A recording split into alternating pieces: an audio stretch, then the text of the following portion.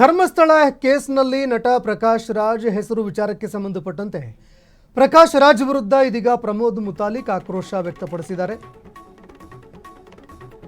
ಪ್ರಕಾಶ್ ರಾಜ್ ಭಾವಚಿತ್ರವನ್ನ ಹರಿದು ಪ್ರಮೋದ್ ಮುತಾಲಿಕ್ ಕಿಡಿಕಾರಿದ್ದಾರೆ. ಧರ್ಮಸ್ಥಳದ ಹೆಸರನ್ನು ಕೆಡಿಸಿದ ಪ್ರಕಾಶ್ ರಾಜ್ ಅಂತ ಗರಂ ಆಗಿದ್ದಾರೆ. ಚಿನ್ನಯ್ಯ ಮತ್ತು ಪ್ರಕಾಶ್ ರಾಜ್ ಸಂಬಂಧದ ಬಗ್ಗೆ ತನಿಖೆಯಾಗಬೇಕು, ಕೂಡಲೇ ಎಸ್ಐಟಿ ಪ್ರಕಾಶ್ ರಾಜ್ ಅವರನ್ನ ಅರೆಸ್ಟ್ ಮಾಡಬೇಕು ಅಂತ ಆಗ್ರಹ ಮಾಡಿದ್ದಾರೆ.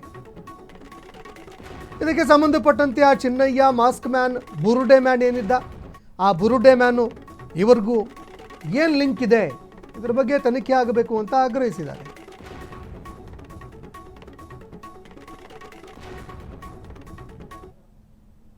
ರಾಜ್ ಅವರು ಬೆಂಗಳೂರಿನಲ್ಲಿ ಪ್ರೆಸ್ ಮೀಟ್ ಮಾಡಿದ್ದಾರೆ. ಬುರುಡೆ ಚಿನ್ನಯ್ಯ ಅವನು ಒಂದು ಹೈಕೋರ್ಟಿಗೆ ಒಂದು ಅರ್ಜಿ ಹಾಕಿದ. ಅದರಲ್ಲಿ ಪ್ರಕಾಶ್ ರಾಜ್ ಅವರ ಹೆಸರು ಉಲ್ಲೇಖವನ್ನು ಮಾಡಿದ್ದಾನೆ.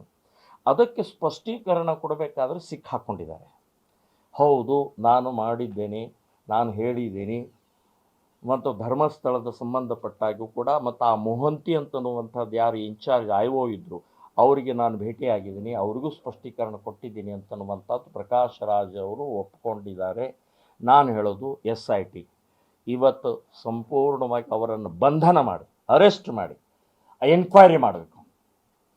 ಇದರ ಹಿಂದೆ ಇರುವಂಥ ನಿಮ್ಮ ಮಾನಸಿಕತೆ ಏನು? ನೀವು ನಾಸ್ತಿಕವಾದಿ, ನೀವು ಕಮ್ಯುನಿಸ್ಟ್ರು, ನೀವು ಧರ್ಮದ್ರೋಹಿಗಳು, ಹಿಂದೂ ದ್ರೋಹಿಗಳಿದ್ದಾರೆ ಅಂತ ಅನ್ನೋದು ಜಗಜ್ಜಾಹಿರಿದೆ. ಸೊ ಇಂಥ ಇದರಲ್ಲಿ ನೀವು ಧರ್ಮಸ್ಥಳ ವರ್ಷಗಟ್ಟಲೆ ಅದನ್ನು ಹುಡುಗಾಡಿಸ್ಬಿಟ್ರಲ್ಲ.